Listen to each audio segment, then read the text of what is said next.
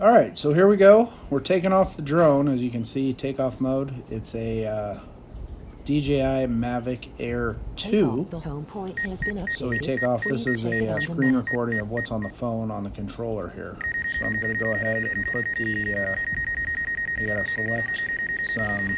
So here we're adjusting the settings. I sped up the video, putting the drone in the position I want it to follow me behind, right there, setting the gimbal. I went to video. We're just going to do 1080 so it's easier for me to edit. Now here you draw your finger around whatever object you want to select, so I've made a green box around myself. Now you can see it's tracking my back. Go to select trace.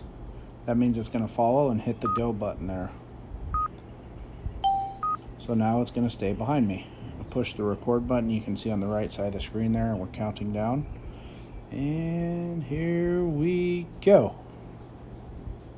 So I start out taking it easy. I got the controller in the inset there, the screen recording from the controller that's in the red basket behind me, and then the video from the actual drone. So there was some trees there, no problem there.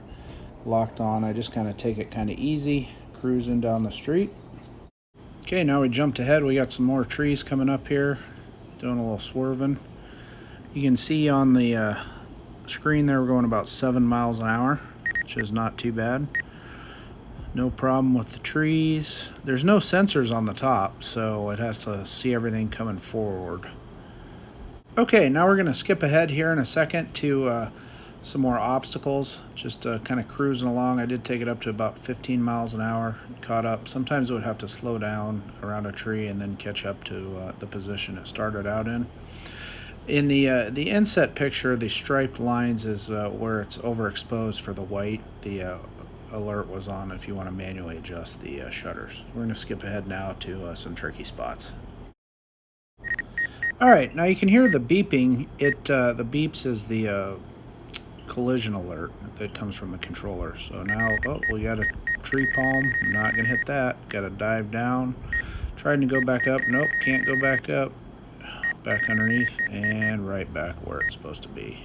Pretty awesome. Alright, just a couple more tricky spots, and here we go by a light pole and a fence post. What you can't see in the video is me cringing with my teeth, listening for a thud and a crash. There was no crash to come, which was good since it's day one. We're going to cut here now to another tricky spot on the other side of the pond, and how we're going to get by the trucks. This was probably the tightest spot we had to get through because that truck's right there, and it whizzed right on by. Alright, now I've sped it up to 200 times speed here as we're finishing our loop around my neighborhood. Tunnel of trees. I'm not actually pedaling this fast. It's at 200 times speed. No problem. Some more trees, a turn, tree with a turn, no problem. Some people. Here comes a car. Overall, pretty impressed. We're going to cut to some videos of the kids here, following them around, and you'll see as we're up high, it will get stuck behind a tree, and you'll see that here. It just freezes there without hitting it. Alright, here we go. Liam is off. We've set the position, locking on the subject a little higher. Oh, there's a tree. The trees are trimmed so shrubs can go around. No problem getting around that way. The road's curving to the left. Now he does a 180. So picks him up, no problem. Right behind him. Nice and high, starting to follow. Here comes that same tree back this way, but we got stuck. Stopped itself, tried to go to the side, couldn't go any further to the side. Now it just kind of gives up. So I had to take over control manually. Once you take over control manually, it loses the signal lock on Liam.